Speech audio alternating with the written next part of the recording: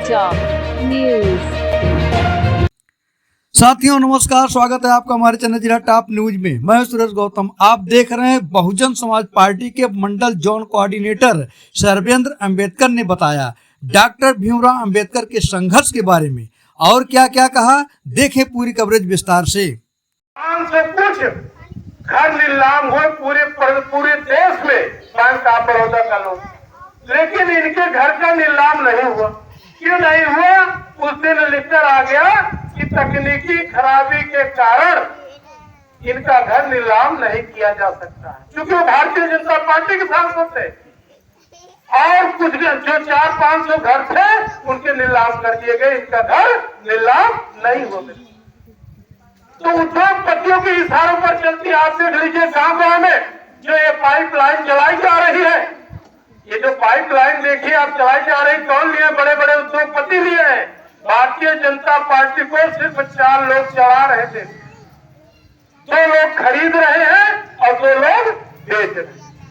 यही 4 लोग सरकार चला रहे हैं। तो साथियों, ये उद्योगपतियों की सरकार है। बहुजन समाज पार्टी का मुख्य लक्ष्य है सामाजिक व्यवस्था को बदलना। इस सामाजिक व्यवस्था को बदलने के लिए तमाम महापुरुषों ने बहुत गहराई से अध्ययन किया। चाहे ज्योतिबा फूले साहब हो, छत्रपति साहू जी महाराज है, पेरियार स्वामी है, नारायण गुरु है, बाबा साहब डॉक्टर अंबेडकर है, मनोहर काशीराम साहब है, आदरणीय बहन कुमारी मायावती जी आज हमारे आपके लिए संघर्ष कर रही है। इन्हें मिशन एंड मूवमेंट है। तमाम महापुरुषों ने इसको बहुत गहराई से अध्ययन किया, मिशन मूवमेंट कैसे चले।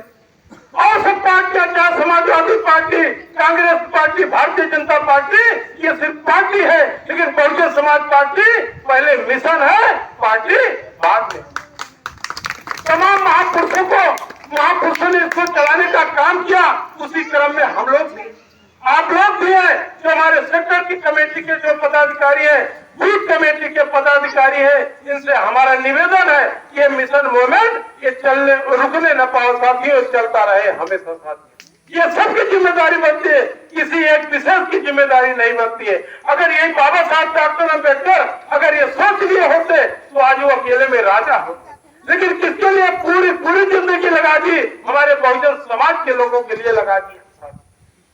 बाबा साहब डॉक्टर अंबेडकर के बारे में बताएंगे तो साथियों, आप सब जानते हैं बाबा साहब डॉक्टर अंबेडकर ने समाज के लिए कितना संघर्ष किया।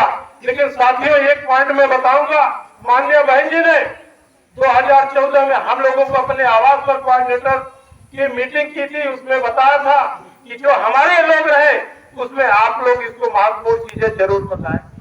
ये हमारा शूद्र वर्ग जो है ये दोहरी गुलामी की, ये दोहरी गुलामी करते थे। एक तो अंग्रेजों की करते थे और जो गांव में जो बड़े बड़े राजाओं महाराजाओं रहते थे एक की गुलामी।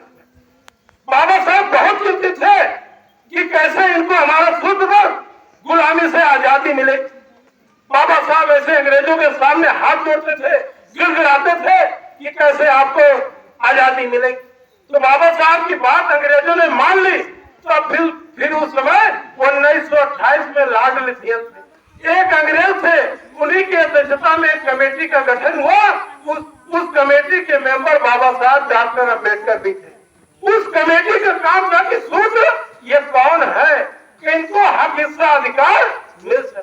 तो बाबा साहब ऐसे आते थे रात्र में। बाबा साहब क्या करते थे? 2 काम करते थे।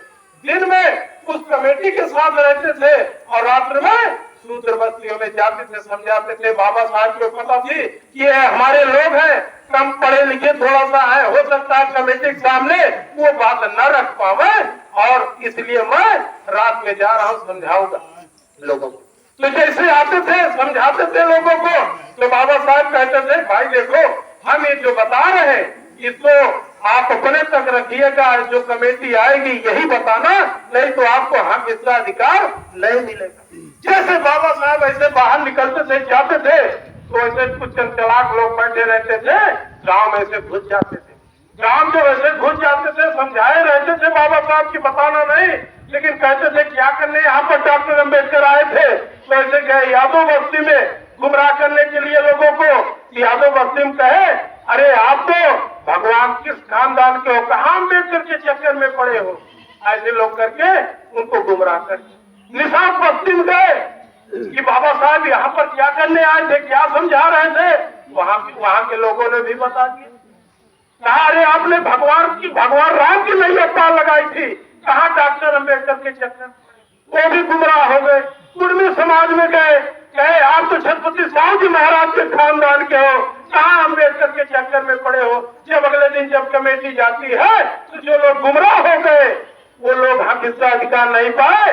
जो लोग बाबा साहब की बताए थे, जो बात समझ में आ गई, वो लोग कमेटी के सामने बात रखे, आज उनको हक हिस्सा अधिकार मिल रहा है। जो आज पिछड़े समाज के लोग तमाम लोग कहते हैं कि हमको हक हिस्सा अधिकार मिलना चाहिए, अगर उस समय बाबा साहब की बात को अगर मान लिए होते तो शायद आज वो नौबत ना। साथियों, जब 1984 में बहुजन समाज पार्टी बनी, ये इतिहास है। जब 84 में बहुजन समाज पार्टी बनी तो इससे पहले जितनी भी और भी पार्टी थी पहले की, कोई भी पिछड़े समाज के लोगों को टिकट नहीं देता था। चाहे पाल के बेटा, निसार के बेटा, कहार के बेटा, नाइक बेटा हो, किसी भी समाज के बैकवर्ड के लोगों को कभी टिकट नहीं दिया। न विधायक बना, न सांसद बना, न मंत्री बना, कभी टिकट नहीं। लेकिन जब बहुजन समाज पार्टी बनी 14 अप्रैल 1984 को, तो धन्य मान्य और काशीराम साहब आदरणीय बहन जी ने पिछड़े समाज के लोगों को, चाहे पाल के बेटा हो, निसार के बेटा हो, नाई के बेटा हो, यादव के बेटा हो, सबको सांसद बनाया, विधायक बनाया और मंत्री बनाया। तब जाके दूसरी पार्टियों ने टिकट देना शुरू कर। साथियों, इतिहास बहुत लंबा चौड़ा है मेरे साथियों, फिर आएंगे विस्तार से बताएंगे साथियों, ये कैडर की बात है। तो साथियों, अब अपनी बात खत्म करने से पहले हमारे जो कमेटी के साथी हैं, जो पदाधिकारी हैं, इनसे हमारा निवेदन है साथियों, जिस दिन वोट पड़े, हमारी माताएं बहनें भी बैठी हैं, आप सोच लीजिए। अभी माननीय प्रदेश अध्यक्ष जी ने बताया कि वोट की कीमत आप लोग समझ। गांव में लोगों को हम देखते हैं अधिकतर छोटी छोटी चीजों पर दारू, मुर्गा, साड़ी और इसमें बिक जाते हैं। माननीय प्रदेश अध्यक्ष जी ने उस पर बताया कि वोट की कीमत आप लोग समझिए। एक वोट की कीमत इसीलिए जब चुनाव के दौरान जो प्रचार होता है तो प्रचार में कहा जाता है एक वोट अमूल्य, अपना वोट देके। अमूल्य क्यों किया जाता है? अमूल्य का मतलब होता है इसकी कोई कीमत नहीं है, अनमोल है। इसलिए माननीय बहन जी ने एक वोट से प्रधानमंत्री की कुर्सी गिरा दिया। याद होगा आप लोगों को ना, एक वोट से गिरा दिए तो प्रधानमंत्री की कुर्सी गिर गई। तो आप लोग सोचो कि एक वोट की वैल्यू क्या है, इसलिए अमूल्य है। बाबा साहब डॉक्टर अम्बेडकर ने बहुत लड़ झगड़ कर एक वोट देने का अधिकार आप लोगों को दिलाया। इसलिए दिलाया, बाबा साहब ने उसी समय कहा था कि जैसे आप लोग अपने बहन बेटियों की सुरक्षा करते हैं, वैसे आप लोग एक वोट की सुरक्षा करना। और आज से जाइए, प्रधान से लेके और प्रधानमंत्री तक का अपना बना लीजिए। वोट की वैल्यू आप लोग समझिए साथियों। इन्हीं बातों के साथ आए हुए सभी अतिथियों का, माताओं बहनों का, सभी हमारे विधानसभा कमेटी के पदाधिकारी, जिला कमेटी के पदाधिकारियों का स्वागत और अभिनंदन वंदन करते हुए सभी लोगों का जय हिंद, जय भारत करता हूँ।